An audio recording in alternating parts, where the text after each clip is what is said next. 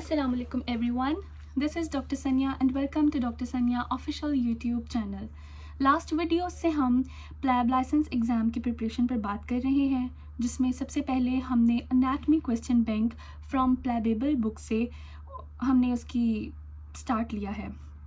तो अगर आपने मेरी अभी तक लास्ट या प्रीवियस वीडियोस नहीं देखी और अगर आप क्वेश्चन नंबर 12 से जो हमने आज स्टार्ट करना है उससे पहले क्वेश्चंस की एक्सप्लेनेशन को समझना चाहते हैं तो kindly please do watch my videos, जो कि मैं डिस्क्रिप्शन में ऑलरेडी उसका लिंक शामिल कर दूँगी।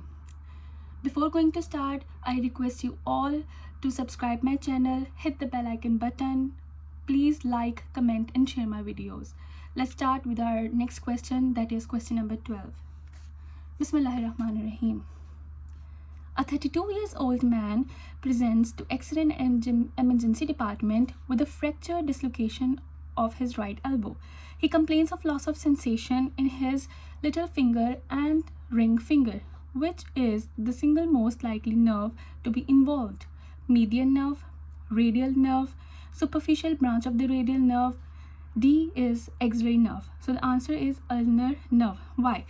क्योंकि अल्नर नर्व, जैसे कि आप ये देख सकते हैं इस पिक्चर में, अल्नर नर्व जो अपनी नर्व रूट्स लेते हैं फ्रॉम C8 टू T1 और ये सप्लाई करते हैं हमारी लिटिल फिंगर और रिंग फिंगर को। तो क्वेश्चन में अगर जब भी लॉस ऑफ सेंसेशन पाई जाती है in the little finger and the ring finger, तो हमारे पास बेस्ट प्रोबेबल जो आंसर हमारे पास बनता है दैट इज़ अल्नर नर्व। थोड़ी सी इसकी एक्सप्लेनेशन पे बात करते हैं। दिस नर्व ऑफ फिंगर ये बेसिकली एबडक्शन के लिए और एडक्शन करवाती है ना। What is abduction?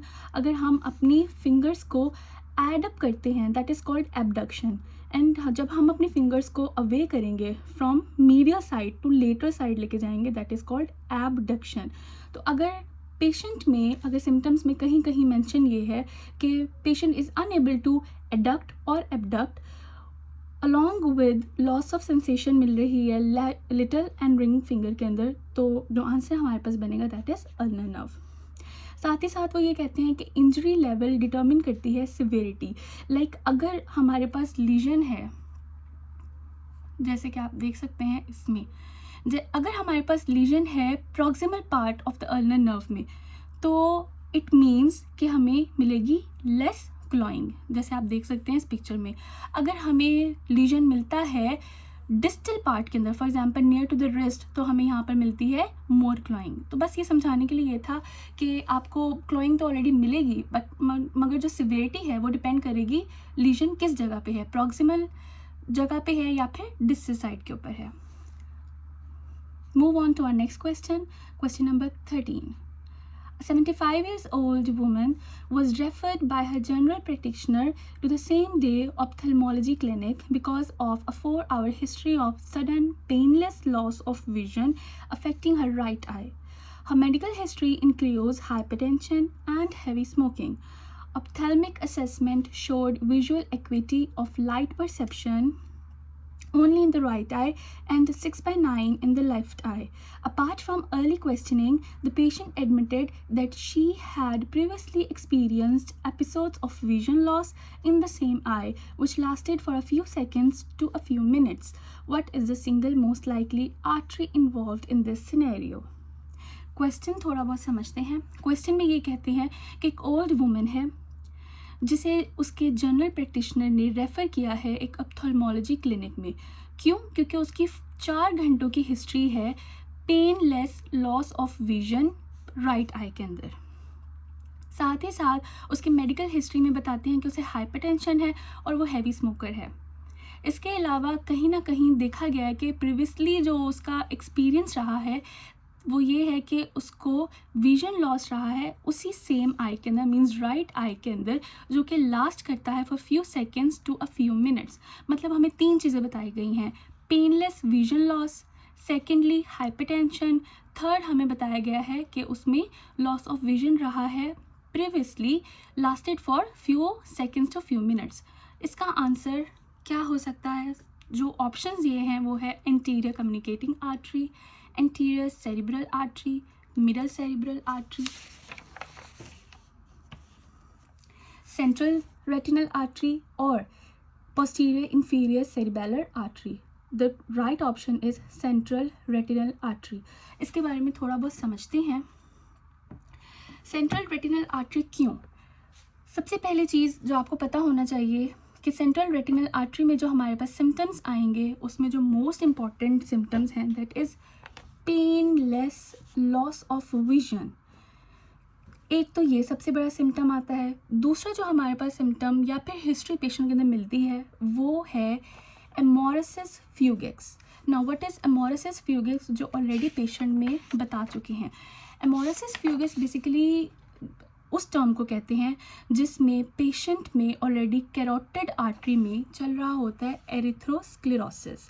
Carotid artery में एरिथ्रोस्क्लेरोसिस चल रहा होता है और वहाँ से डिसलॉज होकर ये एरिथ्रोस्क्लेरोटिक प्लैक एम्बुलाई के फॉर्म में जब जाता है रेटिना सर्कुलेशन में, आँख की सर्कुलेशन के पास, आँख की आर्टरी की सर्कुलेशन के पास जब जाएगा तो वो कॉज कर सकता है टेम्पररी विजन लॉस। और इस पूरे प्रोसेस को हम नाम देते हैं एमोरेसिस फ्यूगेक्स का। इट मीन्स इस पेशेंट में हमें ये भी मिल रहा है, एमोरेसिस फ्यूगेक्स भी मिल रहा है, साथ ही साथ पेशेंट की हिस्ट्री मिल रही है हमें हाइपरटेंशन की। इसका मतलब है कहीं ना कहीं एरिथ्रोस्क्लेरोसिस उसके आर्टरीज में चल रहा होगा। सो हमारे पास मोस्ट लाइकली जो आंसर बनता है that is central retinal artery. अब हम बात करते हैं कि बाकी ऑप्शंस क्यों नहीं हो सकती। उसकी सबसे बड़ी वजह क्या है कि अगर हमारे पास पेशेंट आता है एंटीरियर कम्युनिकेटिंग आर्टरी की डैमेज के साथ, तो उसकी सिम्टम्स जो हमारे पास सबसे पहले आते हैं वो ये है कि पेशेंट में चल रहा हो सकता है brain aneurysm. Now what is brain aneurysm?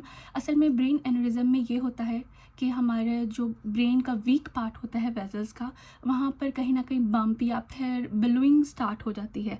तो बलूनिंग और बम्प की वजह से पेशेंट में जो हमारे पास सिम्टम सबसे पहले आता है दैट इज़ हेडेक। और हेडेक का कहीं ना कहीं इस क्वेश्चन में कोई भी बात नहीं की गई, एक तो ये एक्सक्लूड किया जाता है। दूसरा जो हमारे पास ऑप्शन है दैट इज़ इंटीरियर और मिडल सेरेब्रल आर्टरी। इंटीरियर और मिडल सेरेब्रल आर्टरी के पेशेंट्स में ये देखा जाता है कि हाँ, उनके अंदर हमें लॉस ऑफ विजन टेम्परेरी तो मिलता है, लेकिन साथ साथ कॉन्ट्रालेटरल मतलब ऑपोजिट साइड के ऊपर लिम्ब में हमें हेमीपेरेसिस नज़र आता है। इस क्वेश्चन में ये भी नहीं है, तो ये भी हम पॉइंट को एक्सक्लूड कर लेंगे। लास्ट ऑप्शन बचती है पोस्टीरियर इंफीरियर सेरिबेलर आर्टरी। इस पेशेंट्स में जिसमें posterior inferior cerebral artery damage रहेगी, उन पेशेंट्स के अंदर टेम्पररी लॉस ऑफ विजन के साथ साथ जो हमें सिम्टम्स मिलते हैं वो ये हैं कि उसके अंदर उसी साइड पर फेशियल पेन मिलेगा। यानी अगर राइट साइड आई की टेम्पररी विजन लॉस है तो राइट साइड फेशियल पेन भी आपको मिलेगा, साथ ही साथ राइट साइड पे टेम्परेचर लॉस भी मिलेगा और उसके ऑपोजिट लिम्ब पे हमें पेन मिलेगी, मतलब लेफ्ट साइड पे आपको पेन भी नज़र आएगी पेशेंट में। तो ये सब फीचर्स भी क्वेश्चन में नहीं बताए गए। जो हमारे पास बताए गए हैं वो सिर्फ और सिर्फ painless loss of vision, temporary loss of vision जो कि ड्यूरेशन बताया गया है for few seconds to minutes that is termed as amaurosis fugax. Patient की हिस्ट्री बताई गई थी हाइपरटेंशन की जिसकी वजह से एथेरोस्क्लेरोसिस हो रहा था, और लास्ट हमारे पास पॉइंट बताया गया था वो यही था। तो इस वजह से हमारे पास जो आंसर बनता है that is central retinal artery. चलते हैं नेक्स्ट क्वेश्चन की तरफ। Question number 14। A 45-year-old man has been informed by his doctors that he has a carcinoma of the head of pancreas. What single structure is in close proximity with the head of pancreas? Options are pylorus, aorta, left kidney, splenic artery, common bile duct. So the answer is common bile duct. Why? As you can see in the picture, ये हमारा pancreas है। As you can see ये pancreas है और pancreas के बिल्कुल close proximity पे आप देख सकते हैं गॉल ब्लैडर से होता हुआ कॉमन बाइल डक्ट उसके बिल्कुल क्लोज मौजूद है।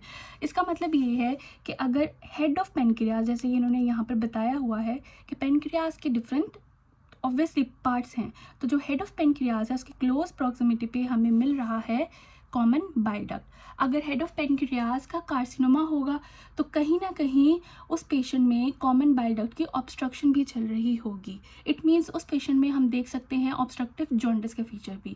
यही यहाँ पर वो बताते हैं कि common bile duct lies in close relation to the head of pancreas, और इनिशियली 70% ऑफ द पेशेंट्स जो कि carcinoma of head of pancreas में मुब्तला होंगे उनमें जॉन्डिस होगा due to obstruction of the common bile duct by the tumour.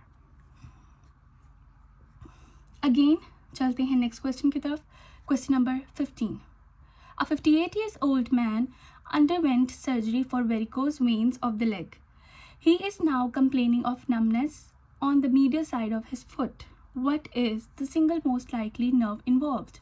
Common peroneal nerve, tibial nerve, sural nerve, saphenous nerve, medial plantar nerve. Answer is saphenous nerve. इस question में सबसे बड़ा hint हमारे पास है वेरिकोज वेन का।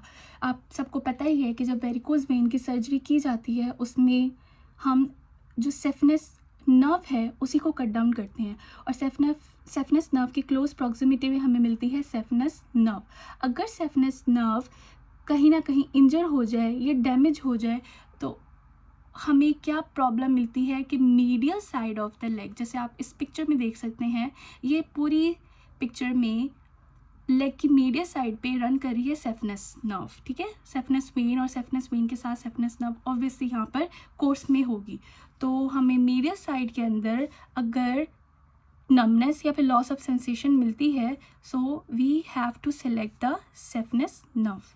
इस question में यही बताया गया है। साथ ही साथ वो कुछ प्लैब इंपॉर्टेंट पॉइंट्स बताते हैं कि अगर आपको मिलती है loss of sensation in the medial foot के अंदर अगर आपको लॉस ऑफ सेंसेशन मिलती है, you have to select saphenous nerve. अगर आपको लॉस ऑफ सेंसेशन मिलती है लेटरल फुट में, इस साइड के ऊपर lateral foot, we have option sural nerve.